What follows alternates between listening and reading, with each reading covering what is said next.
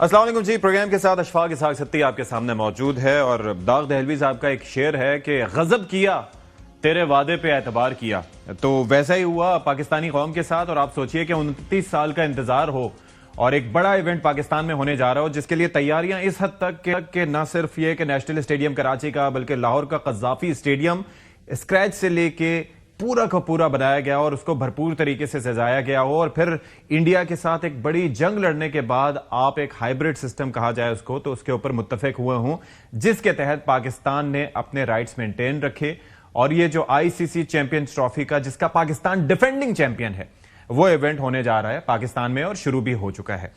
अब सिलसिला क्या हुआ, मैच था न्यूजीलैंड से और कीवीज ने वो किया कि कल से लेके आज तक इसी पर बात हो रही है। आप अंदाजा कीजिए कि वो टीम जो कि ऑस्ट्रेलिया को ऑस्ट्रेलिया में, साउथ अफ्रीका को उसके बाद वहां पर हरा के आई हो और जिसमें से सिर्फ एक बल्लेबाज की तब्दीली की जरूरत हो। वजह साइम अयूब इंजर्ड हो गया और उसके बाद यह लग रहा था कि भाई साइम अयूब की जगह किसी दूसरे ओपनर की पाकिस्तान में जगह बनती है। उस वक्त कई लोगों ने कहा कि भाई फखर जमान की तो एंट्री होनी चाहिए और बिलाशुबा होनी चाहिए, क्योंकि ना सिर्फ ये कि वो इंपैक्ट प्लेयर है बल्कि वो बड़े मैचेस का प्लेयर है।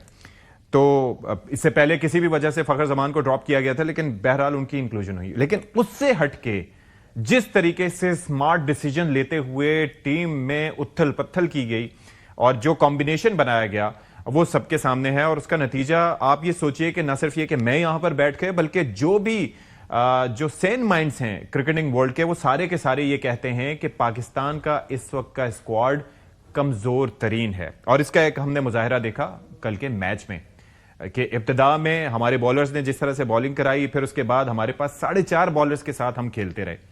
तो खैर नतीजा सबके सामने है। इनिशियली हमने उनको मारने पीटने का मौका दिया, उन्होंने हमें 321 का टारगेट दिया और उसके बाद जब हम चेस करने के लिए गए तो फखर जमान की इंजरी भी आड़े आ गई। फिर उसके बाद स्लो रन रेट भी और जिस तरीके से स्ट्राइक रोटेट करना थी वो भी नहीं हो सकी और फिर हम ये टारगेट चेज ना कर पाए। तो इसी पे हम जरा बात करेंगे कि ये आखिर हुआ क्या, कैसे हुआ और इसकी वजूहात क्या और क्या आगे भी यही होता रहेगा। तो हमारे साथ जो मेहमान है उनका तारुफ राय देते हैं। साबिक टेस्ट क्रिकेटर और विकेट कीपर कामरान अकमल साहब हमारे साथ मौजूद हैं। थैंक यू सो मच कामी भाई फॉर योर टाइम। साथ ही साथ नुमाइंदे खुसूसी बराए खेल शाहिद हाशमी साहब भी हमारे साथ मौजूद हैं और इसके साथ साथ हमारे भाई और जो स्पोर्ट्स एंकर पर्सन हमारे साथ मौजूद होंगे नजीबुल हसनैन साहब। तो स्टार्टिंग फ्रॉम यू कामरान भाई, मैंने शुरू में बात की कि गजब किया तेरे वादे पर एतबार किया। तो भाई कल से आप, मैं देख रहा हूं मुख्तलिफ जगहों पर यही बात किए जा रहे हैं। अब आप ये देखिए कि बाबर आजम का हम शुरुआत करते हैं क्योंकि पाकिस्तानी टीम की बैकबोन वो समझे जाते हैं और कहा जाता है कि जब बाबर का बल्ला चलेगा तो सब कुछ होगा। और एक जो उन्होंने इब्तिदा में आते ही कवर ड्राइव मारी थी तो मैंने कहा कि वाह जी वाह, स्टार्ट तो हो गया लेकिन थिंग्स विल गेट बेटर। लेकिन वो 50 करने के बावजूद, बॉलें तो उन्होंने बहुत कंज्यूम की लेकिन उसके बावजूद वो फिनिश नहीं कर पाए मैच। ये उनसे शिकवा रहा और वो होते तो शायद चीजें बेहतर होती। तो क्या अप्रोच का इशू था, माइंडसेट का इशू था, या फिर उन्हें अपने आप को स्टेबल करना था? देखिए, अप्रोच तो हम काफ़ी अरसे से कहते हुए आ रही हैं कि पाकिस्तान की वो अप्रोच नहीं है जो बाकी टीमें खेल रही हैं, जैसे इंटेंट के साथ खेल रही हैं और बड़ी पॉजिटिव अप्रोच के साथ खेल रहे हैं। इतनी फास्ट क्रिकेट हो गई है, वो हमारी पाकिस्तान की टीम में वो approach, I am sorry to say, नज़र नहीं आ रही। जो आपने शेर शुरू में सुनाया ना, हाँ। वो डेफिनेटली चेयरमैन साहब अपने सेलेक्टरों को ज़रूर सुनाए। हाँ। उनको कहा भी था चेयरमैन साहब ने कि रिव्यू कर लो 11 और 12 से पहले जो आप बेहतर कर सकते हो, लेकिन उनको इतना कॉन्फिडेंस था इस टीम पे, इस कॉम्बिनेशन पे। ना आपके पास ओपनर है, ना आपके पास स्पिनर्स हैं, आपके पास मिडल में बॉलिंग करने वाला कोई नहीं है, डेप्थ बॉलिंग आपसे हो नहीं रही। तो फिर भी ना आप सोचे, आपको कई मरतबा आईना देखना पड़ा है, लेकिन फिर भी आप टच से मस नहीं हुए, आपने चेंजिंग नहीं की। सेक ऑफ पाकिस्तान आप कर लेते, अपनी ईगो एक साइड पे रख लेते, पाकिस्तान को सामने रखते हुए चेंजिंग कर लेते तो ज़्यादा अच्छा होना था। और डेफिनेटली बाबर देखें, बाबर को आप एकदम सडनली ओपन पे लेके आएंगे तो वो अंडर प्रेशर होगा। वो टाइमिंग देखे कितनी गलत है कि एक तो उसकी फॉर्म नहीं है, दूसरा वो कप्तानी से हटा हुआ है, तीसरा टीम परफॉर्म नहीं कर रही। तो आप बैड फॉर्म में आप उसको मजीद कॉन्फिडेंस देने के बजाय, उसी नंबर पे खिलाने के बजाय आपने वो टफ पोजीशन उसको दे दी जहां पे आप स्पेशलिस्ट के साथ ही जाते हैं। ठीक T20 में करता रहा, लेकिन ये सारी चीजें टीम को भी अंडर प्रेशर ले आई, बाबर को भी ले आई। आपकी बॉलिंग नहीं है, आपके पास मिडल में 2 स्पिनर्स होने चाहिए, वो नहीं। आप पार्ट टाइमरों के साथ कह रहे हैं कि हम सरवाइव कर जाएंगे। आजकल की क्रिकेट में तो बड़ा मुश्किल है। और ये इस परफॉर्मेंस को लाने के लिए आप देखें कि ये कोई अभी का टाइम नहीं है, बहुत पहले का टाइम है। आप गेम अवेयरनेस देखें, प्लानिंग देखें कि जो ओपन कर रहा है वो ओपन नहीं कर रहा। जिसने कभी अपनी जिंदगी में क्लब के मैच में ओपन नहीं की, उसको इंटरनेशनल क्रिकेट में ओपन करवा दी। सऊद शकील को रजवान क्यों नहीं आया ओपन करने? कोई पूछा? किसी ने पूछा? इसी बात पे मेरे ख्याल से उससे पूछ लेना चाहिए। मैं हूं तो उसको सैक कर दूं कि भाई तुम क्यों नहीं जिम्मेदारी ली? आप कप्तान हो, आप सीनियर प्लेयर हो, उसका जिम्मेदारी ली ना, फिर 3 रन बनानी है। ऐसी चीजें कौन करने वाला? प्रोफेशनली किसने डील करना? कैसे टीम को लेके जाना? गेम अवेयरनेस इसी को तो कहते हैं कि कैसे खेलना है। तो वो आप इसके साथ ही फिर आपने फखर को भेज दिया 4 पे, जो जिससे हिला नहीं जा रहा। वहां पे आपने अपने मेन प्लेयरों को क्यों नहीं भेजा जो फिट थे, जो मैच को चलाएं, रन रेट ऊपर ना जाने दें? जैसे सलमान अली आगे खेला, खुशदिल शाह आगे खेला, तैयब ताहिर क्यों नहीं भेजा आपने? ऐसे आप करते। फखर को लास्ट के 7-8 ओवरों के लिए रख लेते, जहां पे 10 की एवरेज थी। शायद उतनी देर में उसकी इंजरी थोड़ी बेहतर हो जाती, थोड़ा वो बेटर तो उस वक्त लग जाता। बिल्कुल ऐसी ही है। और मतलब ये तो एक मिसाल अपनी जगह मौजूद है। नजीब, वैसे अगर हम बात करें पाकिस्तान की बैटिंग की, बॉलिंग पे भी हम आएंगे कि इनिशियली हमने क्या किया, लेकिन मैं एक चीज ये देख रहा था कि हम बाबर आजम पे कह रहे हैं कि भाई उन्होंने 90 गेंदें खेलकर 64 रन बनाए और उन्होंने डॉट बॉल्स इतनी की और ये सारा कुछ किया। लेकिन शुरू में मैंने एक चीज नोटिस की थी कि जब फखर बैटिंग करने के लिए आए तो दरमियान में कई सिंगल्स ऐसे थे जो यकीनी हो सकते थे, या कई सिंगल्स डबल में कन्वर्ट हो सकते थे, लेकिन वो इस वजह से नहीं हो पाए क्योंकि फखर भागने की पोजीशन में नहीं थे। तो यहाँ पर should we cut him some slack?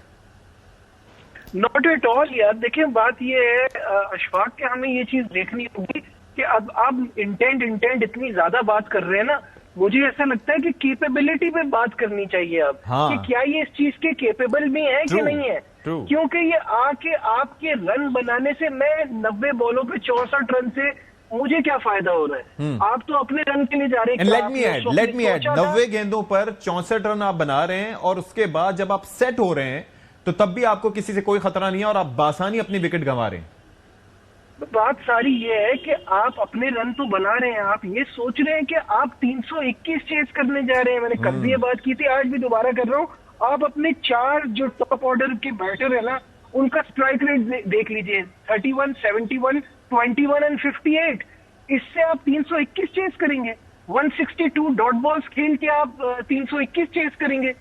ये तो मतलब एक मजाक है। अब सारी दुनिया पाकिस्तान से एक ही सवाल कर रही है कि 29 साल बाद आईसीसी का इवेंट आया था, मल्टीनेशनल इवेंट हो रहा था, आपको अपनी कंडीशन का नहीं पता।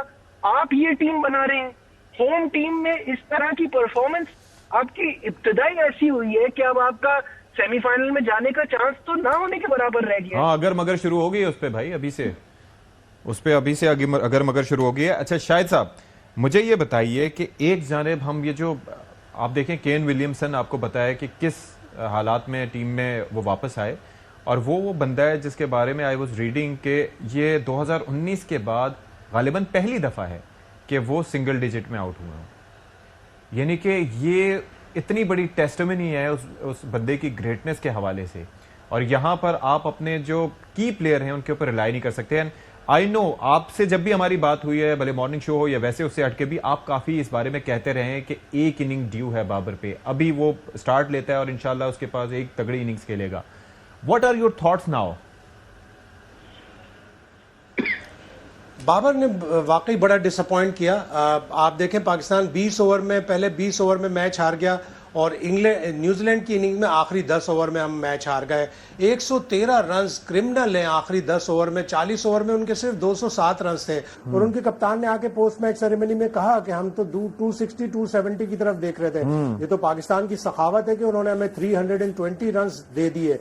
तो एक तरफ बड़ा खराब सिस्टम है, क्वेश्चनेबल सिस्टम है, एक तरफ सिर्फ 115 रजिस्टर्ड क्रिकेटर और 95 कॉन्ट्रैक्टेड क्रिकेटर्स का सिस्टम इतना अच्छा है कि उसने केन विलियमसन जैसे, मिचेल सेंटनर जैसे, माइकल ब्रेसवेल, ग्लेन फिलिप्स जैसे खिलाड़ी प्रोड्यूस किए जिनकी फिटनेस कमाल की है। ऐसे कैच लेते हैं वो कि अकल हैरान हो जाती है। एक मैच में ट्राई सीरीज के ब्रेसवेल ने जबरदस्त कैच लिया, कल फिलिप्स ने जबरदस्त कैच लिया।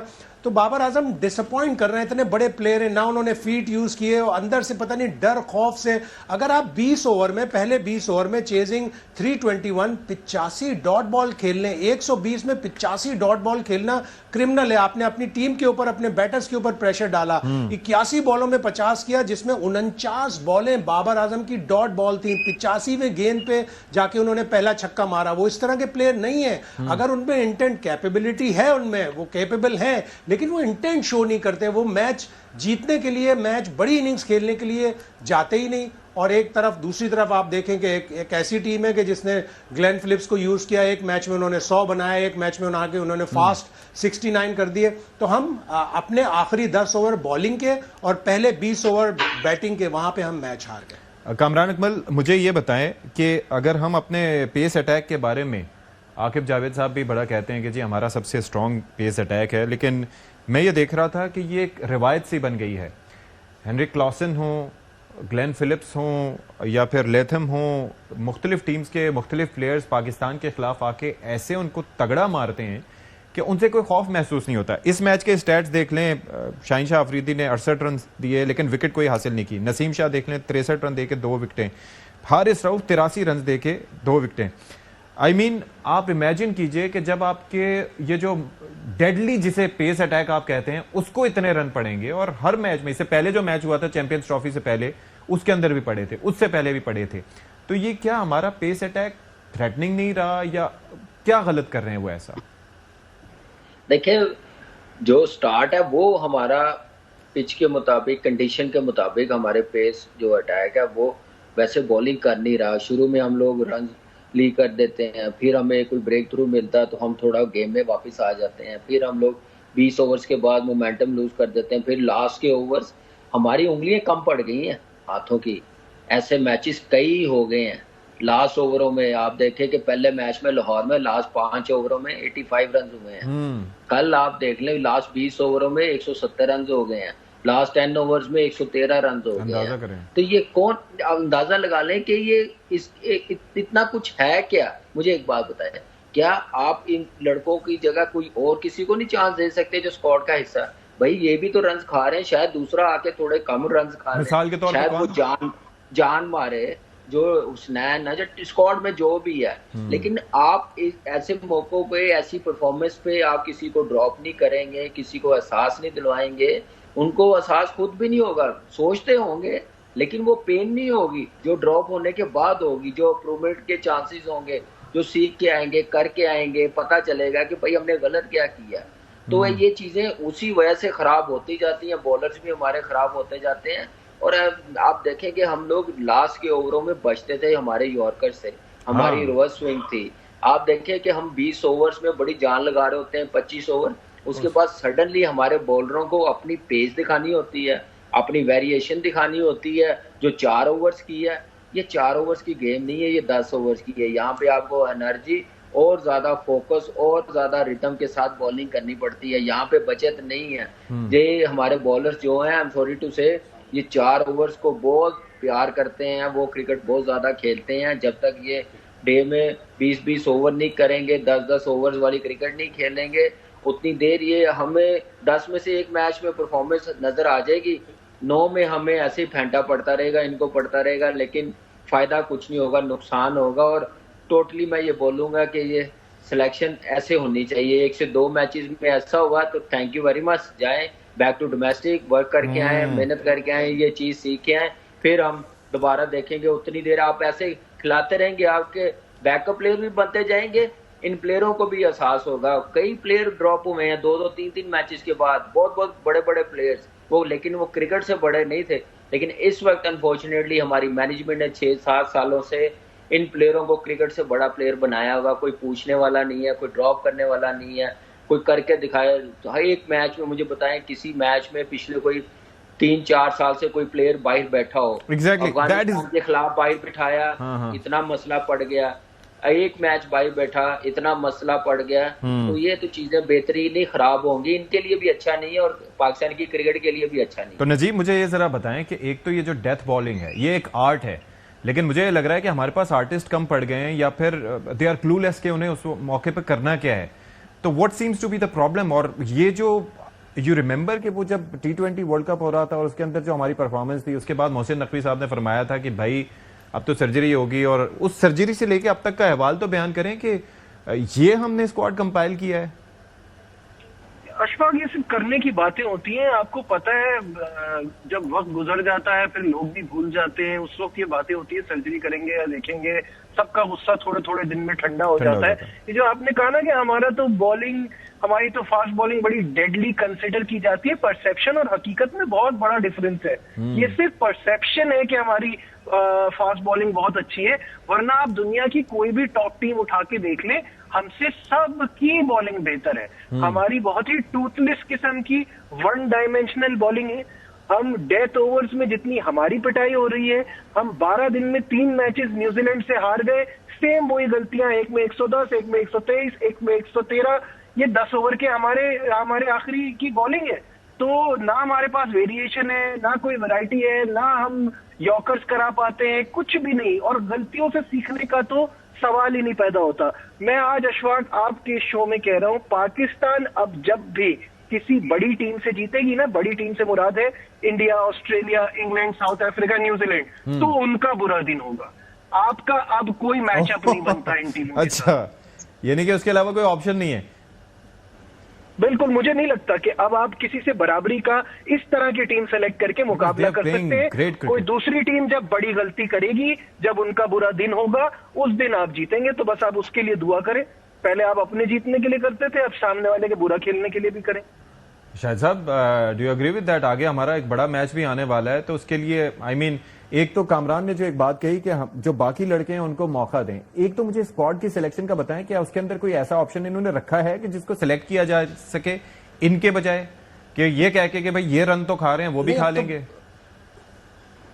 नहीं, अब तो बहुत देर हो गई। आपको पहले से ही 15 की स्क्वाड में इमामुल हक को रखना था और सुफियान मुकीम को रखना था। आप एक सेट ऑफ प्लेयर्स लेकर गए ऑस्ट्रेलिया, जिम्बाब्वे और साउथ अफ्रीका, वहां से आपने 3-4 प्लेयर ड्रॉप कर दिए। 3-4 प्लेयर 2-2 साल बाद टीम में वापस आ गए। वो आपने बहुत बड़ी गलती की।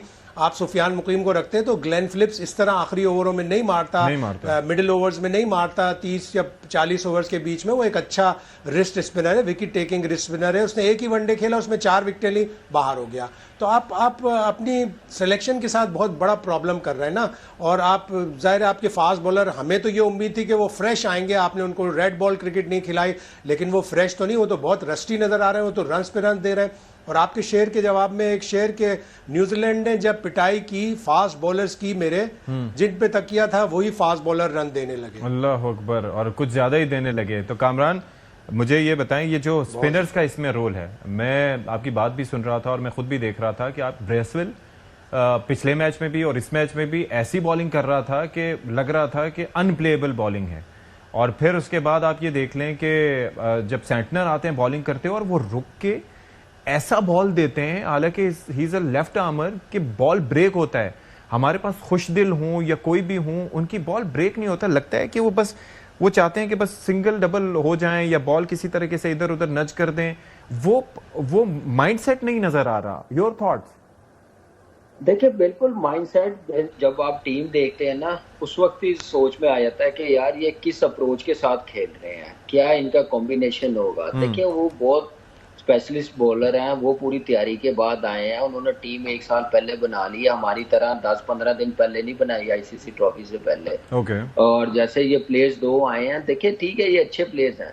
अगर आपके प्लान का हिस्सा थे चैंपियंस ट्रॉफी के, तो आप जिम्बाब्वे, ऑस्ट्रेलिया, साउथ अफ्रीका अपने साथ रखते, कोई मैच खिलाते, इनको भी कॉन्फिडेंस मिलता, तो अवाम भी इतनी नाराज ना होती। एकदम से पैराशूट के जरिए आप ले आए इन प्लेयरों को। ये आपका फॉल्ट है, आपकी गलती है। और जहां तक स्पिनर्स की बात है, देखिए वो स्पिनर्स ब्रेक करने वाले हैं, उनका दिल बड़ा है, उनको पता है कि यहाँ पे किस लूप के साथ बॉल करनी, क्या फ्लाइट, क्या वेरिएशन होनी चाहिए, कितना ब्रेक चाहिए। हमारे जो पार्ट टाइमर है, जो हम मिडल में, हमें इब्रार के साथ बॉलर जो चाहिए, स्पिनर्स दूसरा, इब्रार भी मिस्ट्री स्पिनर है, वो इतना ब्रेक लंबा नहीं कर सकता, वो सिर्फ कंटेन कर सकता है। जैसी मर्जी पिच हो, चाहे वो रडे पे आप खिला लें उसको, लेकिन उसके साथ जो ब्रेक करने वाले हैं, आप उनको रखेंगे तो डेफिनेटली वो इम्पैक्ट डालेंगे। जो कल की पिच थी उसमें वही फर्क नजर आया कि वो उनके पास स्पेशलिस्ट थे, हमारे पास सिर्फ जगह पे फेंकने वाले थे, आउट करने वाले नहीं थे, ब्रेक करने वाले नहीं थे, फिंगर स्पिनर ने से, इसलिए हमें प्रॉब्लम हुई। हमने जो इम्पैक्ट बनाया हुआ था, होल्ड किया हुआ था, वहां से हमने मैच लूज कर दिया। इब्रार के पावर प्ले में ओवर करवा दिए, फिर लास्ट के जो 4-5 ओवर करवाने उतनी देर में वो सेटल हो गए थे। उसके बाद उन्होंने इब्रार को भी बड़े आराम से खेला। तो ये गलतियां खुद इन्होंने की हैं, ये किसी ने नहीं आगे की। बिल्कुल ऐसे ही है। लेकिन वो मसला ये है कि आपके पास सुफियान था, उसामा मीर था, उसके बाद ओपनर जैसे शायद भी नहीं, सबने कहा, मेरे ख्याल से किसी ठेले वाले ने भी कहा कि भाई ये क्या टीम बनाई है, ओपनर रखो, स्पिनर रखो, आपने इतने बैट्समैन रख दिए हैं, क्या खाली बैटिंग पे आप लोगों ने मैच खेलना है? आजकल की क्रिकेट में आप स्पेशलिस्ट 5 बॉलर नहीं रखेंगे, 4.5 बॉलरों से आपका काम नहीं चलता। नजीब 4.5 भी पूरे 10-10 ओवर करने वाले नहीं है। जो टीम ये बनाई है ना, मैंने बात की है, नजीब को ही पता है, ये जिम्बाब्वे में आइलैंड और इसके साथ खेल रही है जिम्बाब्वे, वहां जाके ट्रायंगुलर सीरीज खेल रहे, उसमें भी नहीं जीत सकेंगे जैसी टीम बनाई है इन्होंने। नजीब मुझे ये बताएं कि यहाँ पर बात हो रही है सुफियान मुकीम की, लेकिन उससे हटके कामरान ने यह कहा कि ऐसे बॉलरों जिनका एक्सपीरियंस हो ज्यादा बॉलिंग करने का। ये आप सुफियान की बात हो रही है बिलाशुबा, लेकिन नोमान के बारे में कभी किसी ने क्यों नहीं सोचा कि ठीक है विकेट पाकिस्तान की है, वो बंदा बैटिंग में भी थोड़ा बहुत हाथ बटा सकता है। हालांकि किसी एंड में किसी स्पिनर का काम नहीं होना चाहिए कि बैटिंग उसको करनी पड़े, लेकिन still for the sake of an argument, तो क्या नोमान को कंसिडर नहीं किया जा सकता था फॉर दैट मैटर? देखिए ये तो बड़े बहुत सारे लोग साजिद का नाम ले रहे हैं, बहुत सारे लोग नोमान का नाम ले रहे हैं। अब जाहिर है जब आपके स्पिनर्स ऐसी बॉलिंग कराएंगे और आपके पास कंटेन करने वाले स्पिनर होंगे, विकेट टेकिंग ऑप्शन नहीं होंगे, तो लोग बातें तो करेंगे। लेकिन ये मुझे ये बैटिंग वाली बात समझ नहीं आ रही ना। आपने यही खुशदिल के केस में भी यही किया है। भाई आपको अभी चाहिए स्पेशलिस्ट बॉलर, स्पेशलिस्ट स्पिनर चाहिए, आपके पास है ही नहीं। आप वो पार्ट टाइमर से ये काम नहीं कर सकते। जैसे चैंपियंस ट्रॉफी आप खुशदिल से ऐसे बॉल करा रहे हैं जैसे आपको लग रहा है कि ये PSL है। ये 20-20 ओवर की क्रिकेट खेल के 4-4 ओवर करा के आप इनको ले आए चैंपियंस ट्रॉफी में उठा के, रिजल्ट्स आपके सामने आ रहे हैं कि वो तो उनसे तो हो ही नहीं रहा है ना। We need specialist bowler. ठीक है, अच्छा एक चीज मैं जानना चाहूंगा शाहिद साहब, ये अभी फखर जमान बाहर हो चुके हैं, इमाम को भेजा जा रहा है, आप लोग ये पहले ही कह रहे थे कि होना चाहिए, लेकिन जाहिर है कि आप ऐसे नहीं चाह रहे थे कि हो जाए, लेकिन ये हुआ है। How will it effect the team? बहुत ज़्यादा जाहिर है फ़खर एक इम्पैक्ट प्लेयर है, लेकिन फ़खर के साथ रेगुलर इंजरी प्रॉब्लम हो रहे हैं। 2022 के T20 वर्ल्ड कप में हुआ, 2023 के ODI वर्ल्ड कप में हुआ और अब चैंपियंस ट्रॉफी में। सब लोग उसके लिए गुड लक विशेस कर रहे हैं। वो हमेशा पाकिस्तान के लिए इम्पैक्ट प्लेयर बन के खेलता है और इंडिया के खिलाफ तो उसने 2017 के फाइनल में एक सेंचुरी भी बनाई थी। उसका भी एक साइकोलॉजिकल इफेक्ट होता है, लोग याद रखते हैं कि नहीं ये वो प्लेयर है जिसने हमारे खिलाफ फाइनल में सेंचुरी बनाई थी। तो फ़खर का लॉस बहुत बड़ा है और इससे रिकवर करने के लिए पाकिस्तान को, एक तो पाकिस्तान हारा हुआ है, ऊपर से पोजीशन मुश्किल में है सेमीफाइनल में, ऊपर से आपका एक इम्पैक्ट प्लेयर बाहर हो गया, आपने सिलेक्शन में बड़े प्रॉब्लम्स किए हुए।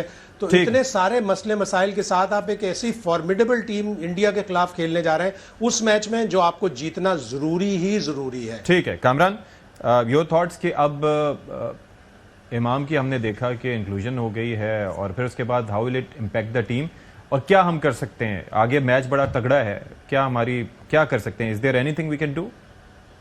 देखिए है, बिल्कुल है, इंडिया गंदा खेले जैसे नजीब ने कहा, फिर ही है चांसेस, और नो डाउट फखर की कमी कोई भी नहीं पूरी कर सकता। जैसे उसने परफॉर्मेंस, जैसे इम्पैक्ट उसकी परफॉर्मेंस आती है जब खेलता है तो मैच बिल्कुल ही अपनी तरफ ले आता है। एक हारा हुआ मैच भी कई मरतबा, इमाम भी इतना इजी नहीं होगा, मुश्किल होगा।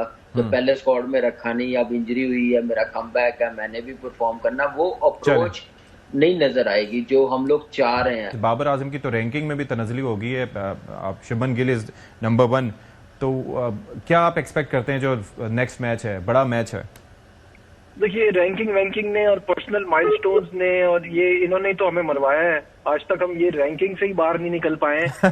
अब एक्स्ट्रा ऑर्डिनरी करना है। पाकिस्तान बड़ा फेमस है इस चीज के लिए कि बैक अगेंस्ट द बॉल हो तो अपना 100% देते हैं। ये अपनी लिमिटेशन से बाहर निकले। चले जी, thank you so much. Najibul Hasnain, Kamran Akmal साहब और शाहिद हाशमी साहब, नुमाइंदा खुसूसी बराए खेल, हमारे साथ मौजूद थे।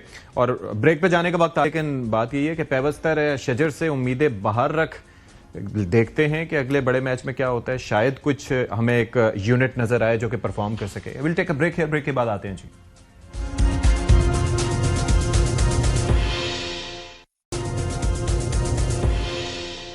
Welcome back to the show. और अब हम डिस्कस करने जा रहे हैं कि पाकिस्तान की मईशत, कहा जा रहा है कि इंडिकेटर्स आर वेरी पॉजिटिव, और अभी आपने हालिया दिनों में मुलाकातें जो देखी उसके अंदर भी ये नजर आ रहा है कि चीजें बेहतरी की जानिब जा रही हैं। यानी कि एक वक्त था जब लग रहा था कि पाकिस्तान की मईशत आईसीयू में पहुंच चुकी है, अब बेहतरी के आसार हैं।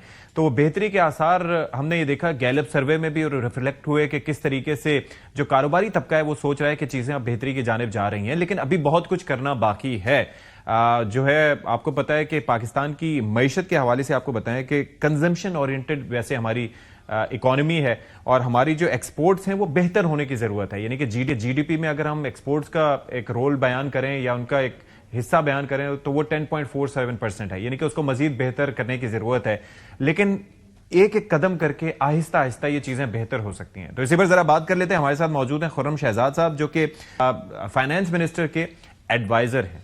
Thank you so much for your time. Thank you जी। तो ये जरा मुझे बताइएगा कि everything seems to be positive, यानी कि अभी हालिया दिनों में जो हमने मुलाकातें देखी, वजीर आजम साहब की मुलाकात हुई MD IMF से, फिर ट्वीट जो सामने आया, फिर उसके बाद जो वर्ल्ड बैंक की जानिब से कहा गया, गैलप सर्वे हुआ, उसके अंदर भी पॉजिटिविटीज बयान की गई। तो ये, और कल हमने देखा कि वो जो समुद्री शोबे की बहाली के लिए वजीर आजम ने एक अहदाफ मुकर्रर किए हैं। So things are going positive.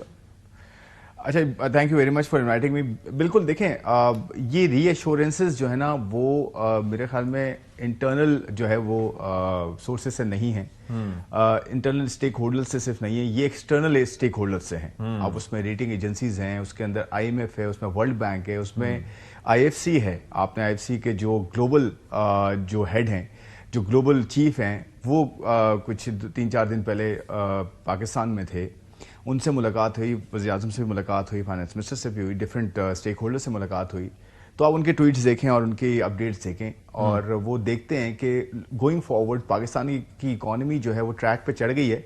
अब यहाँ से ऑनवर्ड जो है बहुत पोटेंशियल है, एक इन्फ्लेक्शन पॉइंट है जहाँ से हमने जो है वो आगे बढ़ना है। और वो किस तरह से आगे बढ़ना है, देखें इस वक्त जो प्रिंसिपल स्टैंस क्या है। प्रिंसिपल स्टैंस यही है, अशफाक आपको पता है, हम बात करते आए, मैं जब ऑफ कोर्स प्राइवेट सेक्टर में भी था तो मैं हमेशा यही बात करता है कि जी 2 चीजें बड़ी इंपॉर्टेंट हैं। एक तो स्ट्रक्चरल रिफॉर्म्स, ये करना जरूरी है, इसी की वजह से सस्टेनेबिलिटी आएगी। और आज देखें यही हम बात करते आए हैं, फाइनेंस मिनिस्टर तो जब से आए हैं तो यही बात करते आए हैं और इनिशिएटिव भी लिए हैं उस पर।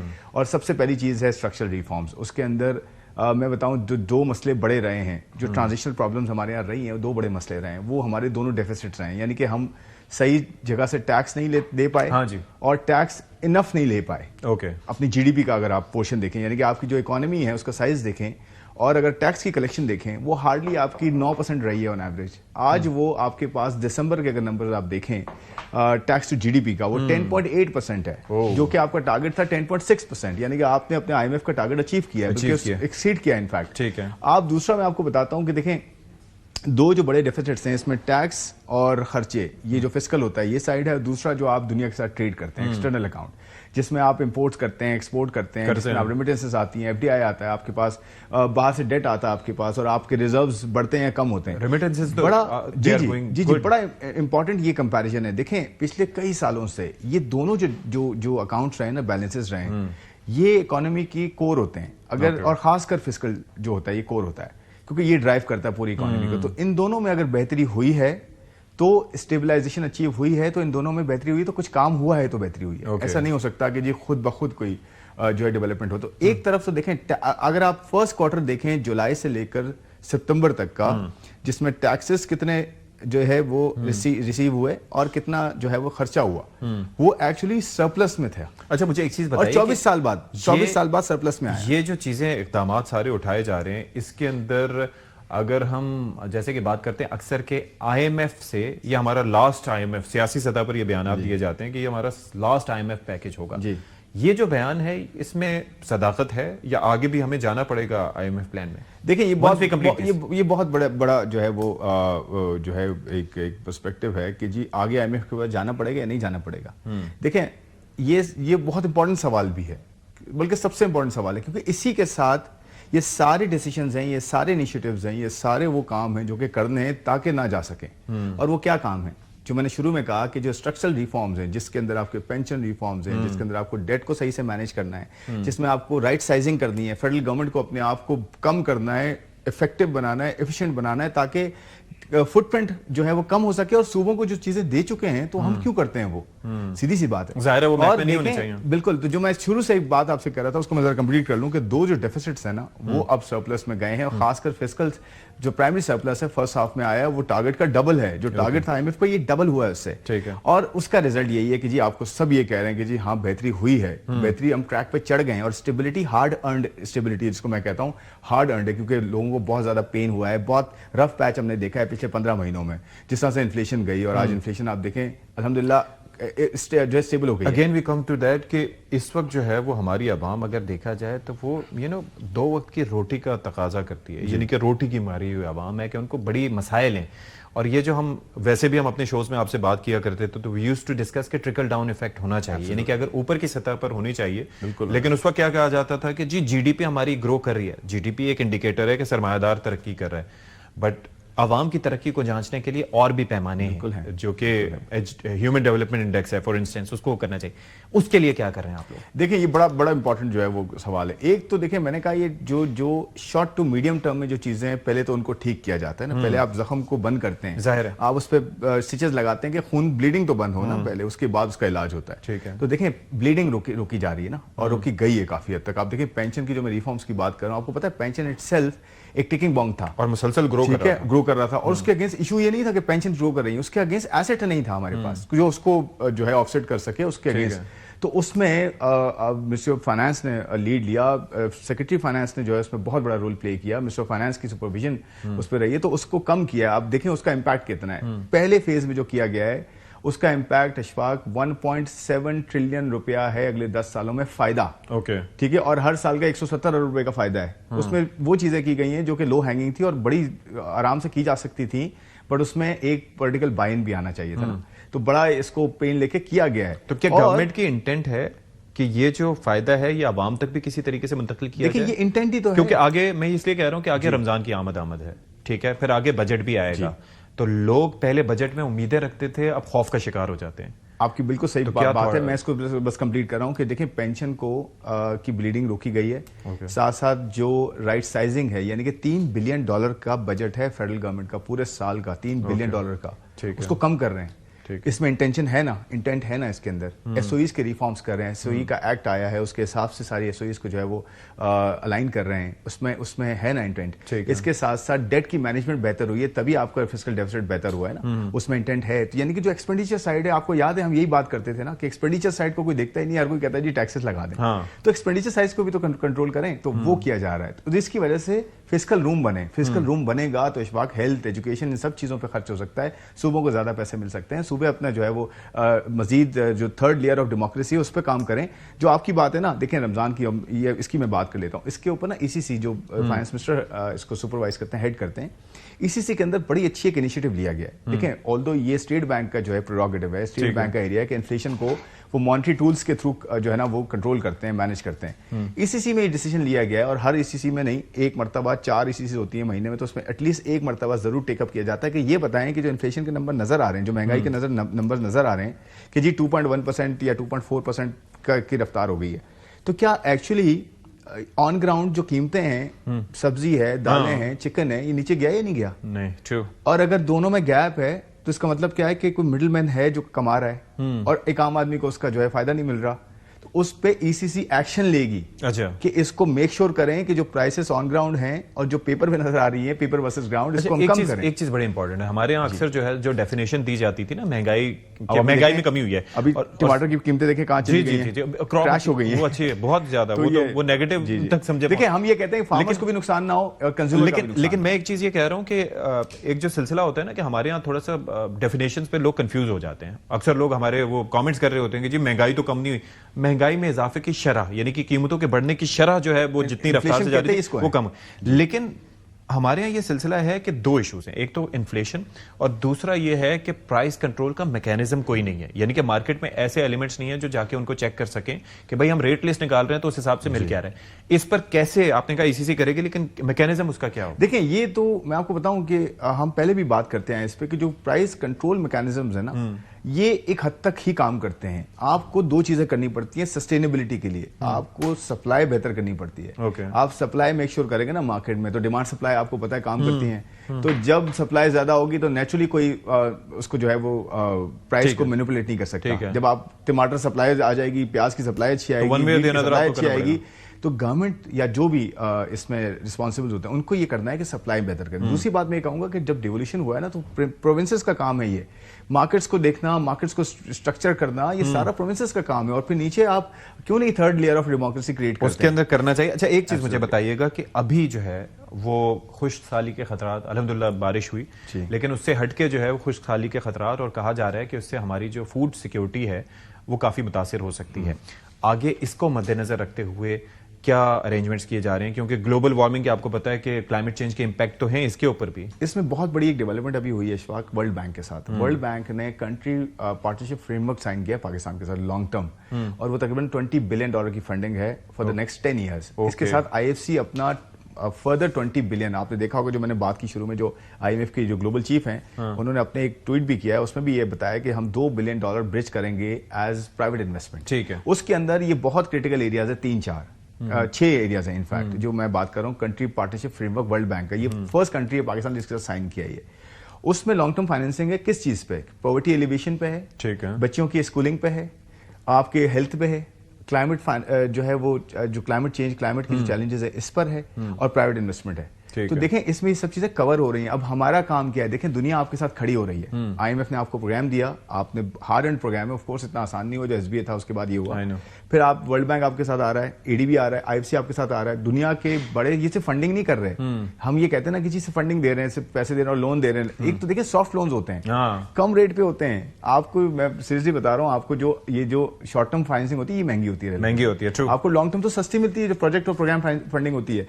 आपको ना सिर्फ वो पैसे दे रहे हैं बल्कि टेक्निकल सपोर्ट दे रहे हैं, तो इसमें ये चीजें कवर होंगी। अच्छा, लेकिन टेक टाइम। मुझे एक चीज जो कि सबके लिए क्वेश्चन बड़ा इंपॉर्टेंट है कि अभी तक जो एक इजाफी वो कहते हैं ना कि गला दबा जाता रहा है, वो सैलरीड क्लास का है। यानी कि टैक्सेशन के मामले पर दूसरी जानिब हम देखते रहे, आपसे डिस्कशंस भी होती रही हैं कि ताजिर दोस्त स्कीम, किसी तरीके से 100 रुपए टैक्स दे दो। और हमें पता है और आपको भी पता है कि कराची के मुतादिद इलाकों में इतनी छोटी सी दुकान में भी जो कारोबार हो रहा है वो मुतादिद लोगों की हमारी तनख्वाहों से ज्यादा मैग्नीट्यूड का है, and there is no check and balance. तो ये सैलरीड क्लास से जो नजला उन पे गिर रहा है, ये बाकी जगह पे कैसे मुंतकिल होगा? देखें पहली बात तो मैं आपको, या कोई रिलीफ का इम्कान है इस दफा? जी मैं आपको ये बताऊं कि ये बहुत ज्यादा रियलाइजेशन आई है और है कि जी हम उनसे अब मजीद नहीं कर सकते जिन पे हमने ऑलरेडी बोझ डाला हुआ। और ये बहुत अच्छी चीज है कि अब हम जो है ना ऑल्टरनेटिव पे जाना है, ऑल्दो बहुत पहले जाना चाहिए था, लेकिन देर आए दुरुस्त आए। तो आप अब जो है 3 एरियाज हैं बड़े, और इसमें बताता हूँ बहुत इंपॉर्टेंट डेवलपमेंट जो हुई है वो एग्रीकल्चर टैक्स पे हुई है। आप देखें चारों सूबों ने लब्बैक का इस पे, और चारों सूबों ने जो लीगल फ्रेमवर्क है वो अप्रूव कर दिया ना। ठीक है। तो उसमें KPK भी है, सबने, पंजाब ने किया, KPK ने किया, सिंध ने किया, बलूचिस्तान ने किया। लेकिन ये बहुत बड़ी डेवलपमेंट, हिस्टोरिक है। इसको मेरे ख्याल में ये हम उस तरह से बता नहीं पा रहे। ये बहुत बड़ी डेवलपमेंट है कि एग्रीकल्चर टैक्स को जो है ना इंप्लीमेंट कर दिया गया। ठीक है। Secondly retail, wholesale and trade 19% है GDP का, और 1% मैं आपको बताऊं एग्रीकल्चर और रिटेल ये दोनों मिला के 45% बनते हैं GDP का, और सिर्फ 1 to 2% टैक्स देते हैं। रिमेनिंग जो 55% है GDP का, वो 98% टैक्स देता है। इसको हम ठीक करने जा रहे हैं। रिटेल, होलसेल एंड ट्रेड पे जो है हमने बड़ी अच्छी मीटिंग्स की हैं, आप देखेंगे आने वाले महीनों में इंशाल्लाह वो किस तरह से हम उनको लेकर आते हैं।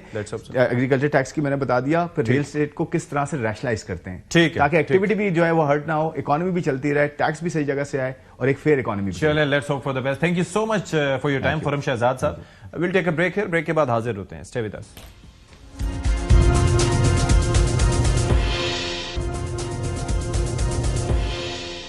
Welcome back and I quickly conclude the show.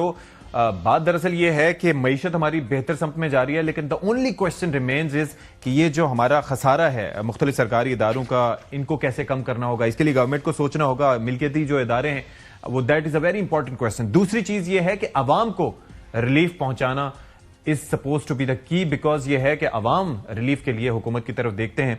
तो अगर इस जानिब हुकूमत की तवज्जो होगी तो फिर जाहिर है कि फायदा होगा, और अगर मईशत तरक्की करेगी तो मुल्क तरक्की करेगा। प्रोग्राम से फिलहाल इतना ही। अशफाक सत्ती को इजाजत दीजिए। अल्लाह हाफिज़ नासिर।